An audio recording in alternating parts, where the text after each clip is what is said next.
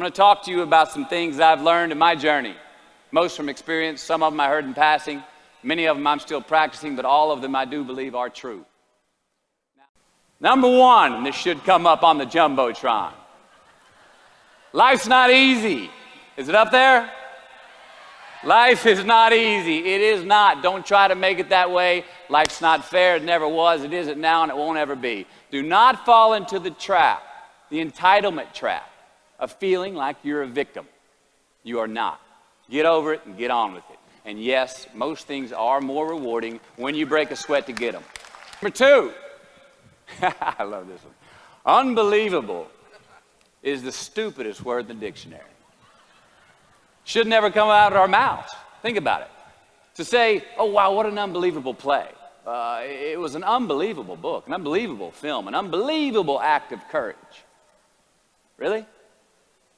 It may be spectacular, it may be phenomenal, most excellent or outstanding, but unbelievable? Give others and yourself more credit. It just happened. You witnessed it. You just did it. Believe it. We, us, are the trickiest mammals walking the planet. I'm not worried about the monkeys. I'm worried about you and me. So acknowledge the acts of greatness as real, and do not be naive about mankind's capacity for evil, nor be in denial of our own shortcomings.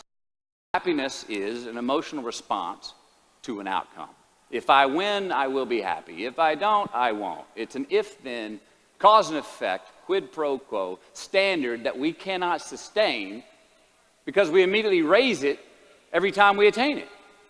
You see, happiness demands a certain outcome. It is result reliant. And I say if happiness is what you're after, then you're going to be let down frequently and you're going to be unhappy much of your time. Joy, though, joy is a different thing. It's something else. Joy is not a choice. It's not a response to some result. It's a constant. Joy is the feeling that we have from doing what we are fashioned to do, no matter the outcome. Joy is always in process. It's under construction. It is in constant approach, alive and well in the doing of what we're fashioned to do and enjoying it. Number four, define success for yourself. We all want to succeed, right? So the question that we got to ask ourselves is what success is to us, what success is to you. Is it more money? That's fine. I got nothing against money. I don't. Maybe it's a healthy family. Maybe it's a happy marriage. Maybe it's to help others, to be famous, to be spiritually sound, to leave the world a little bit better place than you found it. Continue to ask yourself that question. Now, your answer may change over time, and that's fine. But do yourself this favor. Whatever your answer is, don't choose anything that will jeopardize your soul. Prioritize who you are, who you want to be, and don't spend time with anything that antagonizes your character. Don't drink the Kool-Aid, man. It tastes sweet, but you will get cavities tomorrow, all right? Life is not a popularity contest. Be brave, take the hill, but first answer that question, what's my hill? So, how do I define success? For me, myself. Well, for me, it's a measurement of five things. We got fatherhood. We got being a good husband. We got my health, mind, body, and spirit. We got career, and we got friendships. These are what's important to me in my life right now. So I try to measure these five things each day. I check in with them. I like to see whether or not I'm in the debit section or the credit section with each one. Am I in the red or am I in the black? You follow? For instance, sometimes say my career's rolling. All right, it's way up here in the black, but I see how my relationship with my wife maybe could use a little bit more of my attention. I got to pick up the slack on being a better husband. Get that one out of the red. Or say my spiritual health could use some maintenance. It's down here, but hey, man, my friendships and my social life, they're in high gear, right? I got to recalibrate. Checks and balances. I got to go to church. Remember to say thank you more often, something. But I got to take the tally because I want to keep all five in healthy shape. And I know that if I don't take care of them, if I don't keep up maintenance on them, one of them is going to get weak, man. It's going to dip too deep into the debit section. It's going to go bankrupt. It's going to get sick, die even. So first, we have to define success for ourselves. And then we have to put in the work to maintain it. Take that daily tally. Tend our garden. Keep the things that are important to us in good shape. Here we go. Number 5. Process of elimination is the first step to our identity. AKA, where you are not is as important as where you are. It is just as important where we are not as it is where we are. Look, the first step that leads to our identity in life is usually not, I know who I am. I know who I am. That's not the first step. The first step's usually, I know who I am not. Process of elimination. Defining ourselves by what we are not is the first step that leads us to really knowing who we are. You know that group of friends that you hang out with that they really might not bring out the best in you? You know, they gossip too much, or they're kind of shady. They really aren't going to be there for you in a pinch. Or how about that bar that we keep going to that we always seem to have the worst hangover from? Or that computer screen, right? That computer screen that keeps giving us an excuse not to get out of the house and engage with the world and get some real human interaction. Or how about that food that we keep eating, the stuff that tastes so good going down, it makes us feel like crap the next week, when we feel lethargic and we keep putting on weight? Well, those people, those places, those things, stop giving them your time and energy. Just don't go there. I mean, put them down. And when you do this, when you do put them down, when you quit going there, and you quit giving them your time, you inadvertently find yourself spending more time and in more places that are healthy for you, that bring you more joy. Why? Because you just eliminated the who's, the where's, the what's, and the when's that were keeping you from your identity. Like, trust me, too many options, I promise you, too many options will make a tyrant of us all. All right, so get rid of the excess, the wasted time. Decrease your options. And if you do this, you will have accidentally, almost innocently, put in front of you what is important to you by process of elimination. Knowing who we are is hard. It's hard. So give yourself a break. Eliminate who you are not first, and you're going to find yourself where you need to be. Number 6, don't leave crumbs. And the beauty of delayed gratification. So what are crumbs? Well, the crumbs I'm talking about are the choices that we make that make us have to look over our shoulder in the future. You didn't pay that guy back the money that you owed him, and tonight you just saw him 3 rows behind you. Shit. You slept around on your spouse, and you just found out that tomorrow she and the lady you're having an affair with are going to be at the same PTA meeting. Shit again. You drank too much last night. You're too hungover to drive your son to his 8 a.m. Saturday morning baseball practice. These are the crumbs. They come in the form of regret, guilt, and remorse. You leave crumbs today, they will cause you more stress tomorrow. And they disallow you from creating a customized future in which you do not have to look over your shoulder. So let's flip the script. Instead of creating outcomes that take from us, let's create more outcomes that pay us back, fill us up, keep your fire lit, turn you on for the most amount of time in your future. These are the choices I'm talking about. And this is the beauty of delayed gratification. All right, tee yourself up. Do yourself a favor. Make the choices, the purchases today that pay you back tomorrow. Residuals. In my business, we call it mailbox money. If I do my job well today, and that movie keeps rerunning on TV, 5 years from now, I'm getting checks in the mailbox. It's a heck of a deal. So whether it's prepping the coffee maker the night before, so all you got to do is press the button in the morning, or getting ready for the job interview early so you don't have to cram the night before, or choosing not to hook up with that married woman because you know you're going to feel horrible about it tomorrow and her husband carries a gun, or paying your debts on time so that when you do see that guy 3 rows back tonight, you don't have to hunker down in your seat hoping that he don't see you. Get some ROI. You know what that is? Return on investment. Your investment. You. Customize your future. Don't leave crumbs. Number 7. Dissect your successes and the reciprocity of gratitude. We so often focus on failure, don't we? When we study failure, we obsess with failure. We dissect failure and our failures. We dissect them so much we end up intoxicated with them to the point of disillusion. I mean, when do we write in our diary? Usually when we're depressed. What do we gossip about? Other people's flaws and limitations. I mean, we can dissect ourselves into self-loathing if we're not careful.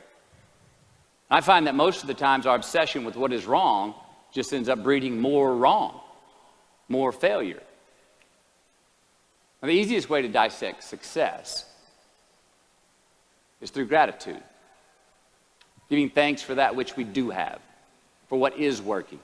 Appreciating the simple things we sometimes take for granted. We give thanks for these things, and that gratitude reciprocates, creating more to be thankful for. It's really simple, and it works. Now, I'm not saying be in denial of your failures. No, we can learn from them too, but only if we look at them constructively, as a means to reveal what we are good at, what we can get better at, what we do succeed at. Now, personally, I've read a whole lot of my bad reviews. All right? I've had quite a few. Written by the more talented critics, they are the ones who give constructive bad reviews. They reveal to me what did translate in my work, what came across, what was seen, or what wasn't. Now, I don't obsess on the unfavorable aspect of their review, but I do seek what I can learn from it. Because their displeasure actually uncovers and makes more apparent what I do well, what I am successful at, and then I dissect that. All right, life's a verb. We try our best, we don't always do our best. Well, architecture is a verb as well. Yes, it is. And since we are the architects of our own lives, let's study the habits, the practices, the routines that we have that lead to and feed our success, our joy, our honest pain, our laughter, our earned tears. Let's dissect that and give thanks for those things. And when we do that, guess what happens? We get better at them, and we have more to dissect. Number 8, make voluntary obligations. All right, mom and dad, since we were young, they teach us things as children. Teachers, mentors, the government, and on laws, they all give us guidelines for which to navigate this life. Rules to abide by in the name of accountability. I'm not talking about those obligations. I'm talking about the ones that we make with ourselves, with our God, with our own consciousness. I'm talking about the you versus you obligations. We have to have them. Now again, these are not societal laws and expectations that we acknowledge and endow for anyone other than ourselves. These are faith-based obligations that we make on our own. These are not the lowered insurance rates for a good driving record. You will not be fined or put in jail if you do not gratify these obligations I speak of. No one else governs these but you. They are your secrets with yourself, your own private counsel, personal protocols. And while nobody throws you a party when you abide by them, no one's going to arrest you when you break them either, except yourself. Or some cops who got a disturbing the peace call at 2:30 in the morning because you were playing bongos in your birthday suit. That was me. An honest man's pillow is his peace of mind. And when you lay down on that pillow at night, no matter who's in your bed, we all sleep alone. These are your personal Jiminy Crickets.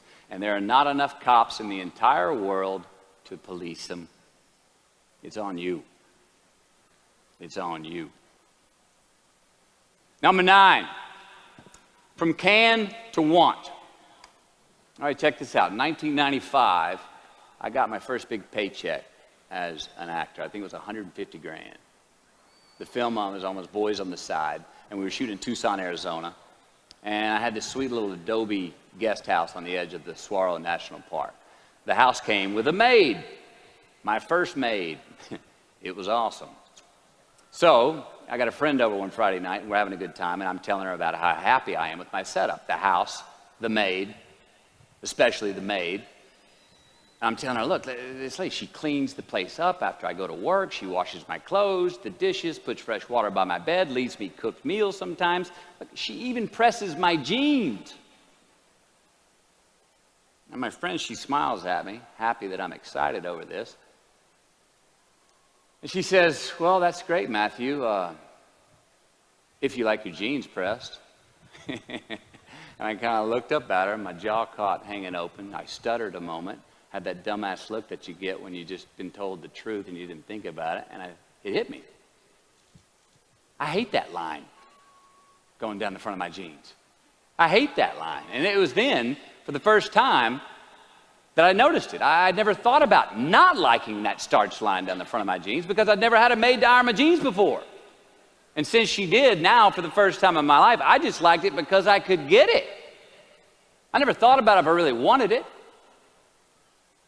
Well, I didn't want it there, that line. And that night I learned something. Look, just because you can, nah, come on. It's not a good enough reason to do something. Even when it means having more. All right, be discerning. Choose it because you want it. Do it because you want to. Never had my jeans pressed again. I hate that line. Number 10, a roof is a man-made thing. This may cut a little close to the bone since the geography, but I think we all were there and we'll all remember where we were. But in January the 3rd, 1993, it was the NFL playoffs, and your Houston Oilers were playing the Buffalo Bills. The Oilers were up 28-3 at halftime. 35-3 early in the third. Frank Reich and the Bills come back to win 41-38 in overtime for one of the greatest comebacks in NFL history. Yeah, the Bills won, but they didn't really beat the Oilers. The Oilers lost that game. They beat themselves. Y'all remember that, huh? Why? Why'd they beat themselves? Or how? Was it because at halftime they put a ceiling, a roof, a limit on their belief in themselves, aka the prevent defense? Or maybe they started thinking about the next opponent in the playoffs at halftime. I mean, they were up.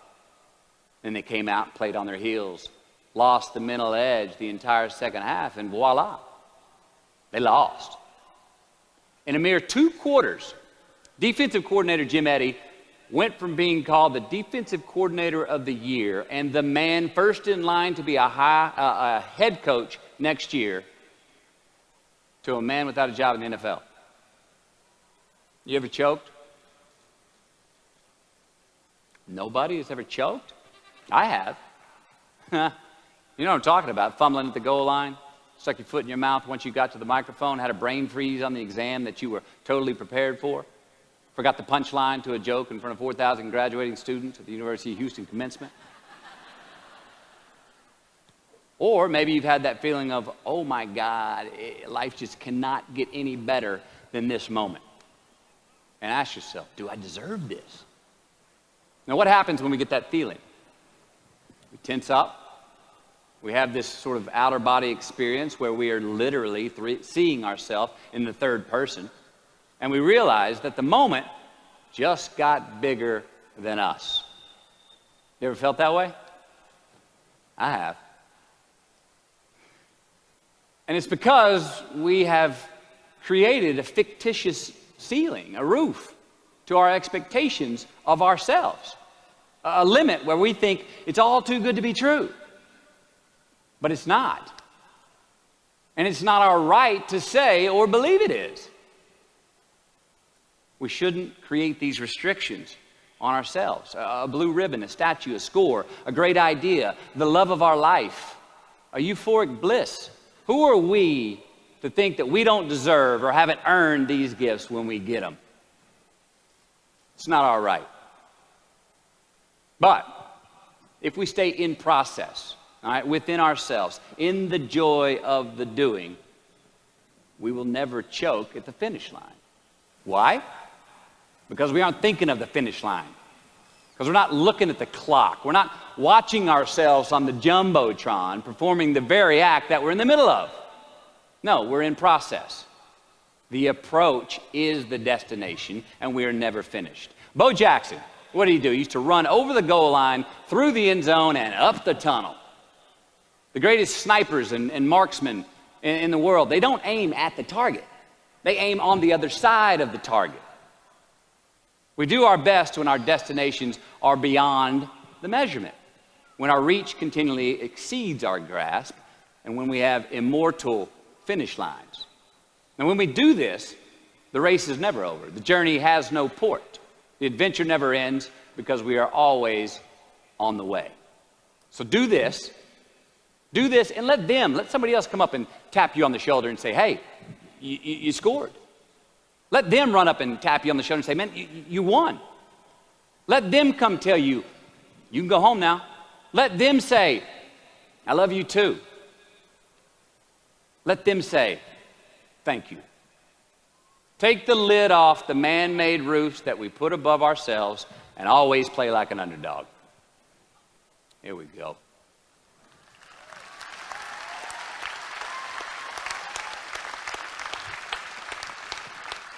Number 11, turn the page. The late and great University of Texas football coach Darrell Royal. I don't know if y'all remember him. He won a national championship in '69. He won a couple of national championships. You know Darrell Royal? He was a friend of mine and a good friend of many people. Now, a lot of people looked up to this man. One of the people that looked up to him was a musician named Larry. Now, at this time in his life, Larry was in the prime of his country music career. He had #1 hits, and his life was rolling. And he had picked up a bad habit of snorting the white stuff somewhere along the line. And at one particular party, after a bathroom break, Larry went confidently up to his mentor, Darrell, and he started telling him a story.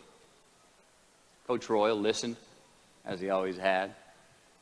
And when Larry finished his story and was about to walk away, Coach Royal put a gentle hand on his shoulder, and he very discreetly said, hey, Larry, you got something on your nose there, bud. Well, Larry immediately hurried to the bathroom mirror where he saw some of the white powder that he hadn't cleaned off his nose. He was ashamed. He was embarrassed, as much because he felt so disrespectful to Coach Royal, and as much because he'd obviously gotten too comfortable with the drug to even hide it as well as he should. Well, the next day, Larry went to Coach's house. He rang the doorbell. Coach answered, and he said, Coach, I need to talk to you. Darrell said, sure, come on in. Larry confessed. He purged his sins to Coach. He told him how embarrassed he was and how he had lost his way in the midst of all this fame and fortune. And towards the end of an hour, Larry, who was in tears, he asked Coach, he said, Coach, what do you think I should do? And the coach, being a man of few words, just looked at him and calmly said, Larry, I have never had any trouble turning the page in the book of my life. Larry got sober that day, and he's been sober for the last 40 years. You ever get in a rut? You know what I'm talking about? You get in a funk? Get stuck on the merry-go-round of a bad habit? I have. Look, we're going to make mistakes. You got to own them. Then you got to make amends. And then you got to move on. Guilt and regret kills many a man before their time.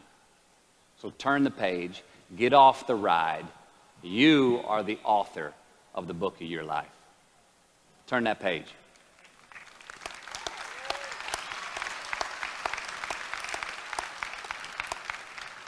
Number 12, give your obstacles credit. You know those no fear t-shirts that were out? I don't know. People used to wear them 10 years ago, no fear. Anybody remember those, or is it just me? I saw them everywhere.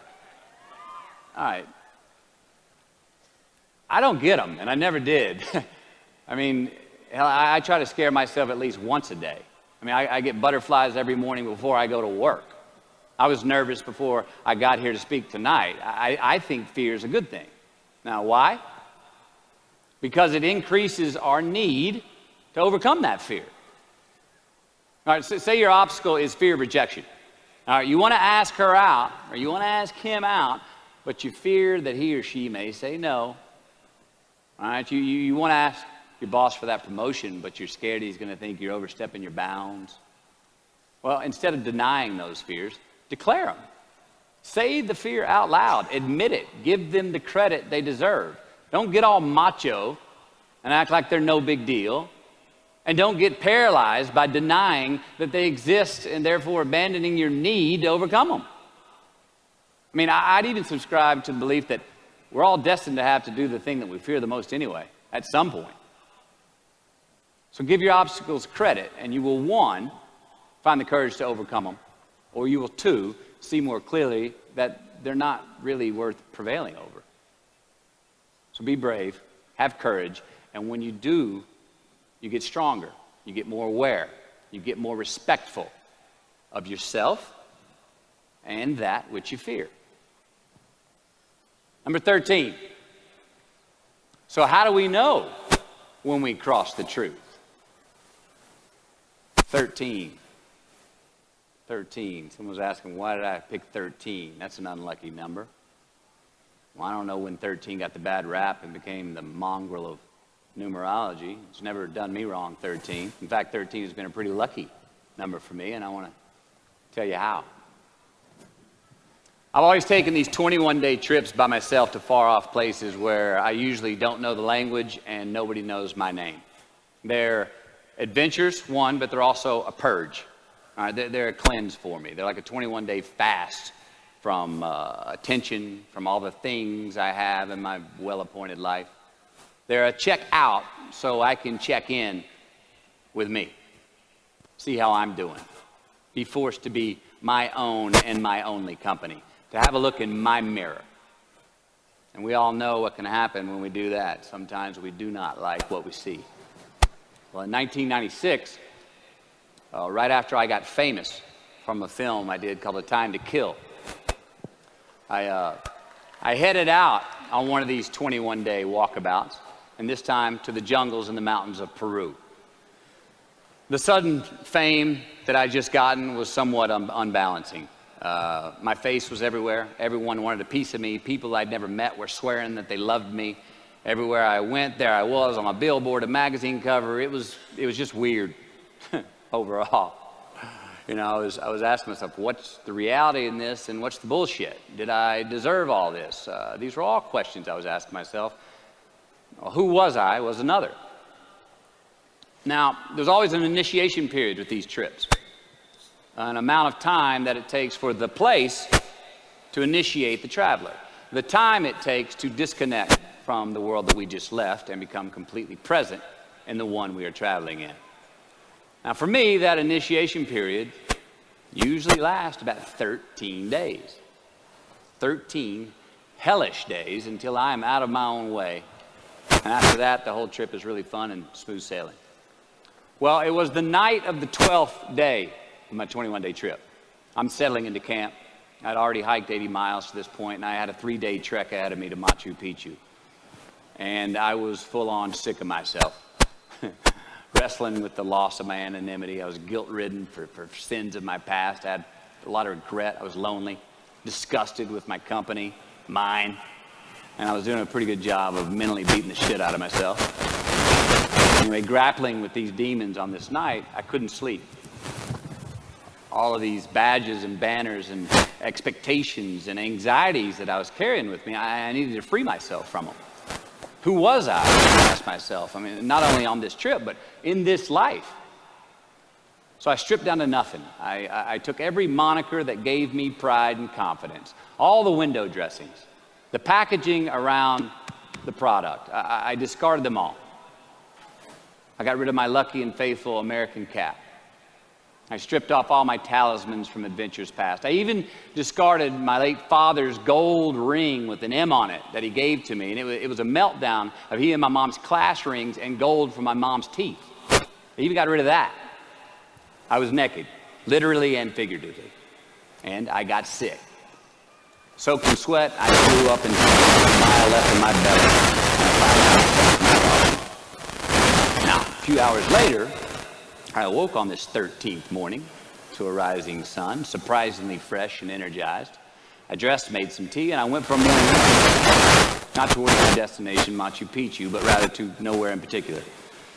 My gut was still a bit peaked from last night's purge, but I curiously felt pretty good. I felt alive. I felt clean. I felt free and light. Along a muddy path on this walk, I turned a corner. And there in the middle of the road was this mirage of the most magnificent pinks and blues and red colors that I'd ever seen. It was electric, glowing and vibrant, just hovering just off the surface of the jungle floor as if it was plugged into some neon power plant. I stopped. I stared. There was no way around it. The jungle floor in front of me was actually thousands of butterflies there in my path. It was spectacular. So I stayed a while. And somewhere in my captivation, I heard this little voice inside my head say these words. All I want is what I can see. And all I can see is what's in front of me. Now, at that moment, for the first time on this trip, I had stopped anticipating what was around the corner. For the first time, I stopped thinking about what was coming up next, what was up ahead. Time slowed down. I was no longer in a rush to get anywhere, and my anxieties were greatly eased. A few hours later, I returned to camp, packing for my continuing journey. I had a bang in my step. Even the local Sherpas I was traveling with, they noticed calling out to me, "Sois luz, Mateo, sois luz," which means you are light in Spanish. See, I forgave myself that morning. I let go of the guilt. The weight that was on my shoulders was lifted. My penance was paid, and I got back in good graces with my God, and I shook hands with myself, my best friend, the one that we're all stuck with anyway, ourselves. And from that morning on, the adventure was awesome. I was present. I was out of my own way. I was not anticipating next. I was embracing only what was in front of my eyes and giving everything the justice that it deserved.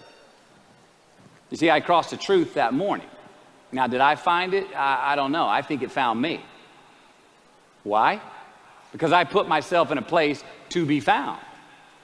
I put myself in a place to receive the truth. So how do we know when we cross the truth? Well, I think the truth's all around us all the time. I mean, I think the answer, it's always right there or right there. I think it's all around us. We just don't always see it. We don't always grasp it, hear it, access it. Usually because we're not in the right place to do so. So what do? First, I believe we've got to put ourselves in the place to receive the truth.